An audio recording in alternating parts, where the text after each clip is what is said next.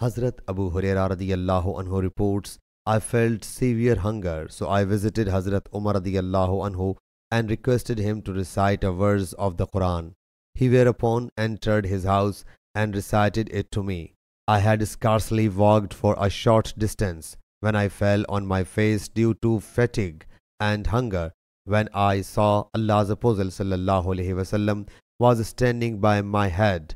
So he sallallahu alaihi wasallam said, O Abu Huraira, submitted, O Allah's Apostle sallallahu alaihi wasallam, I am at your service and pleasure. He sallallahu alaihi wasallam held me by my hand, stood me aright, and perceiving my starvation, took me to his house and then commanded bowl of milk for me.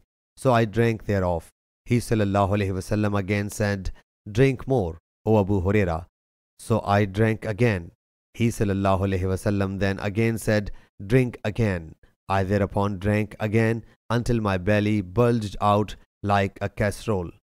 He radiyallahu anhu says, I thereafter met Hazrat Umar radiyallahu anhu and mentioned to him my affair. And I said to him, O Umar radiyallahu anhu, Allah Jalla Jalaluhu turned this matter from you to him who deserved it more than you. By Allah Jalla Jalaluhu, I asked you to recite a verse to me while I knew it more than you.